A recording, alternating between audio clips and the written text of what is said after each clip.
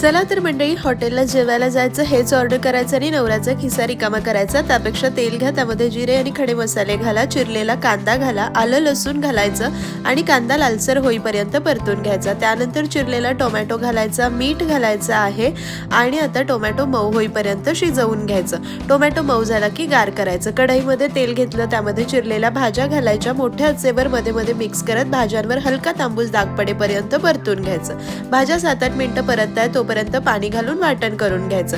भाज्या परतल्या, काढून घेतल्या, तेलामध्ये वाटण घालायचं, त्यामध्ये हळद, धनेपूड, लाल तिखट, गरम मसाला घालायचा आणि तेल सुटेपर्यंत झाकण ठेवून वाटण मस्त परतायचं।